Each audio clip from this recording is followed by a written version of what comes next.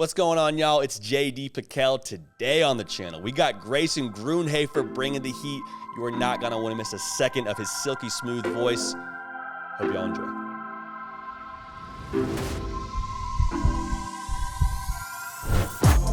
Welcome in to CFP with JD. I'm your host, Grayson Grundhoefer, and we're continuing our breakout, sleeper, and bust segment that we're doing for every Power 5 conference. I might talk a little bit about some of the Group of 5 conferences as well later on. We shall see. But today, I'm talking about the SEC. Obviously, SEC always loaded at the quarterback position. This year, though, I feel like some of the quarterbacks are a little ambiguous. You know, you talk about Bryce Young, you talk about Stetson Bennett, and you know what you're getting from those two guys. But the rest of the conference feels like there are question marks. And so we're going to talk about some of the guys that I really like to break out this year, a sleeper candidate, and then a bust, a guy who I'm just not as high on as maybe other people are. So let's start with my breakout quarterback. Now, I want to make things really clear here. This guy broke out last year, but his team's success was not at the level you would expect for a guy who had such a good season last year, and that is Tennessee quarterback Hendon Hooker. Now, Hendon was amazing last year. 31 touchdown passes, only 3 interceptions, nearly 3,000 yards passing, over 600 yards rushing. He was phenomenal, and having just 3 interceptions is so, that does not happen very often when you're throwing with this much volume as Hendon had to a year ago. While also trying to keep his team in games because they had the 91st ranked scoring defense in the country. So he had all this pressure to score, and yet he still was efficient with the football. That makes me think that this guy really has something. And so for me, this is all about going from 7-6 a year ago to being more like a 9-win team, maybe a 10-win team this year for Tennessee. So the reasons for it.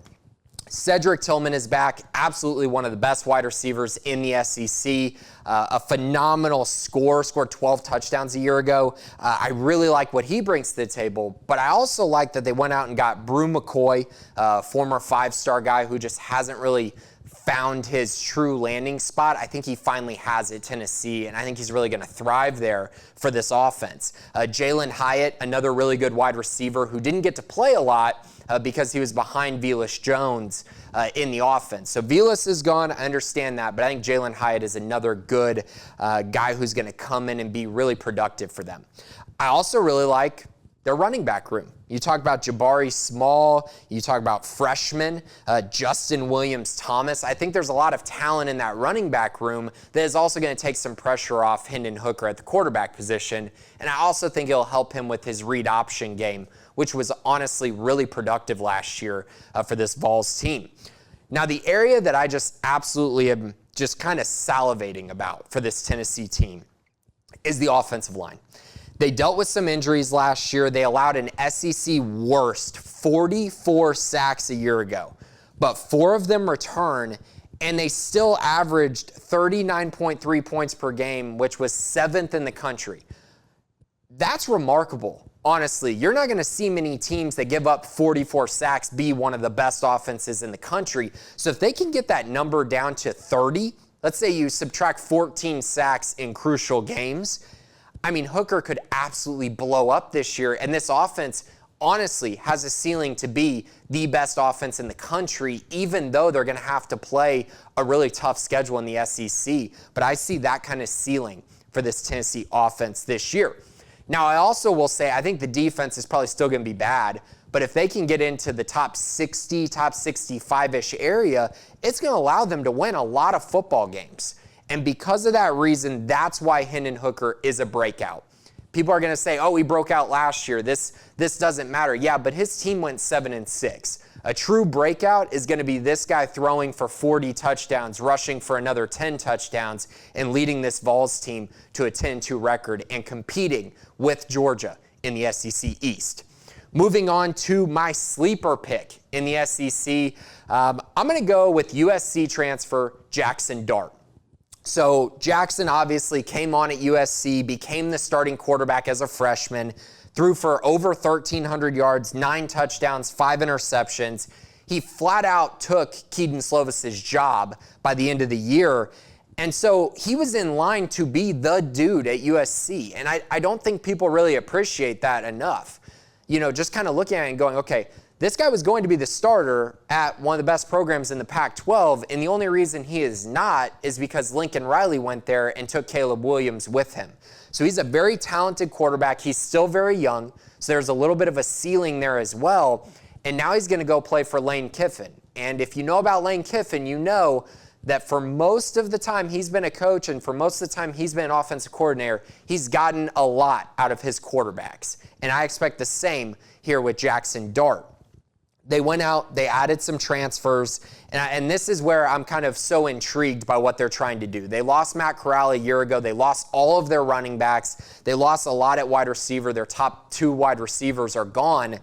But I like what they did to replenish things. They added Zach Evans from TCU. They added Ulysses Bentley from SMU. I mean, that is one of the most intriguing two-headed monsters at the running back position in the country. So much talent, 2 guys who I think could play in the NFL, and they're going to take a lot of pressure off of Dart and also allow him to use his feet a little bit more than he did at USC. I also like their offensive line. They went out, they returned most of the unit that was solid for them a year ago, helped lead them to a Sugar Bowl, but then they went out and got Western Kentucky All-American tackle Mason Brooks. So he's going to anchor the left tackle position, give them a stalwart there, and he's going to provide a lot of relief for Dart in the passing game while also truly helping their rushing attack grow. I think Dart is the ultimate boomer bust prospect in the SEC this year. I think there's a chance he comes out and is just absolutely one of the top 3 quarterbacks in the conference. But I also think there is a chance that he finishes as one of the bottom level quarterbacks or ultimately loses his job to Luke Altmaier, which obviously would mean very bad things for Ole Miss next season. Moving on to my bust, and I think this might be a little bit of a controversial one for a variety of reasons. But it's Kentucky quarterback Will Levis. Will was awesome last year. You look at just the numbers, and you are so intrigued by this, especially when you're putting up these numbers at Kentucky. But the question is it repeatable? Is it something that was a fluke last year, or is Will Levis taking a step in the right direction? Is this team going to be even better than last year? I'm not sold on that. They won 10 games a year ago. That is saying a lot at Kentucky to win 10 games. He had over 3,000 yards of total offense, over 30 touchdowns, but he also had 13 interceptions. That's the big bugaboo I see. I think he's going to turn the ball over far too much next year. And when you're turning the ball over, it doesn't always allow you to have those big games that he had at times last year.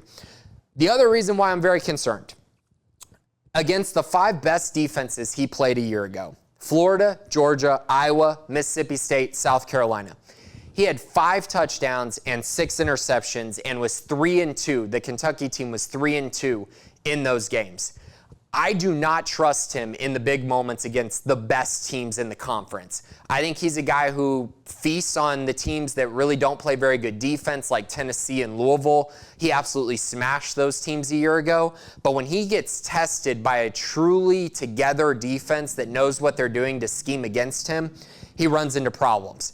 And to kind of accentuate that, 5 touchdowns, 6 interceptions against the best defenses, 28 touchdowns and only 7 interceptions against the rest of the teams on the schedule. His truly bad defenses that he faced, 28 touchdowns. So again, clear feast or famine type of prospect. They lose Wan'Dale Robinson. They lose 3 starting offensive linemen from the team a year ago. I'm just very concerned. Everything is just telling me that Kentucky takes a step back this year, especially on the offensive side of the ball, which is not good for Will Levis at all in what many are thinking will be a breakout year for him in the SEC. So that's it. Those are my SEC breakout booms, busts, my guys who I just think are going to rise to the level or potentially fall off this next season in the SEC, which again will be a very loaded conference. But for Grayson Grundhoefer, this has been CFP with JD.